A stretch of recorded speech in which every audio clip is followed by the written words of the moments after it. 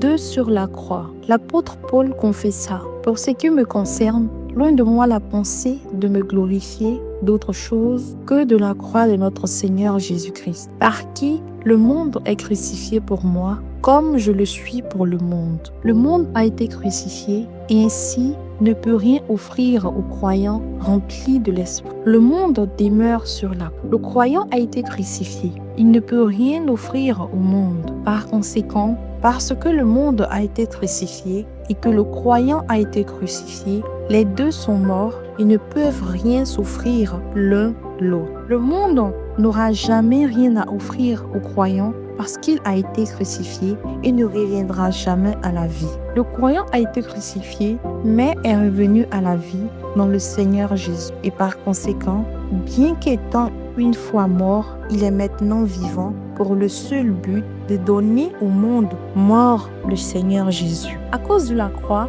le croyant qui veut vaincre le monde peut le vaincre. Le chemin pour y parvenir est facile. On peut s'en débarrasser comme suite. Ôter du cœur toutes les idoles qui s'y trouvent. Être rempli du Saint-Esprit. Croire que le monde a été crucifié sur la croix et qu'il est sans puissance sur toi.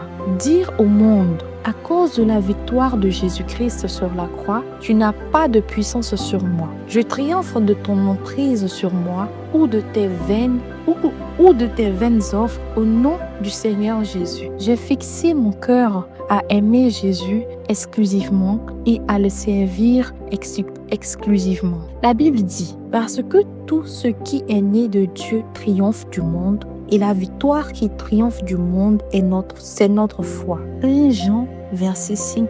Oui, la victoire qui triomphe du monde, c'est notre foi. La foi en l'œuvre accomplie de Christ sur la croix. Oui, quiconque est né de Dieu triomphe du monde. Celui qui est né de Dieu et qui marche en pureté de cœur triomphe toujours du monde. Le monde offre d'énormes tentations à ceux dont les cœurs sont partagés. À ceux qui ont le cœur pur, le monde est un ennemi conquis qui ne distrait pas. Il y a des questions auxquelles tu dois faire face. Les voici. Tes idoles sont-elles toutes ôtées du cœur? As-tu tout abandonné au Seigneur Jésus? Es-tu rempli du Saint-Esprit? Si la réponse à ces questions est oui, dans chaque cas, tu devrais être en paix. Tu n'as pas de problème avec l'amour du monde. Tu ne peux pas avoir de problème avec l'amour du monde, à moins que tu ne rétrogrades de l'état de pureté de cœur. Si la réponse aux questions ci-dessus est non, tu as un problème avec l'amour du monde, même si cet amour n'est pas encore pleinement manifesté. Fais quelque chose à ce sujet.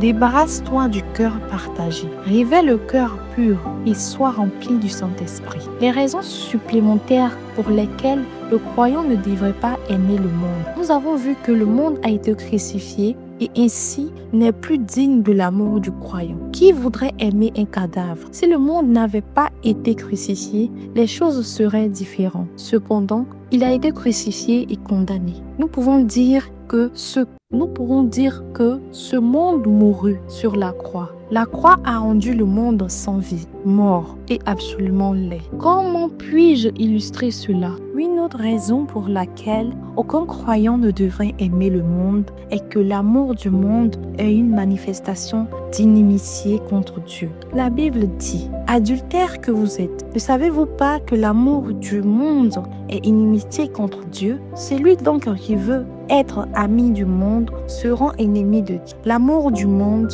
égale à haine contre Dieu. L'amour des choses du monde égale à haine contre Dieu. L'apôtre avertit: n'aimez point le monde, ni les choses qui sont dans le monde. Si quelqu'un aime le monde, l'amour du Père n'est point en lui. Car tout ce qui est dans le monde, la convoitise de la chair, la convoitise des yeux et l'orgueil de la vie, ne vient point du Père, mais vient du monde. Et le monde passe et sa convoitise aussi. Mais celui qui fait la volonté de Dieu demeure éternellement. Le croyant peut choisir de ne pas aimer le monde parce que la puissance du monde a séduit, a été brisée sur la croix. Par conséquent, Un croyant quelconque qui aime le monde le fait par choix personnel et non parce qu'il est incapable de résister au monde. La troisième raison pour laquelle le croyant ne devrait pas aimer le monde, c'est à cause de son futur. Le monde n'a pas de futur. Les choses du monde n'ont pas d'avenir. La Bible dit, « Le jour du Seigneur viendra comme un voleur.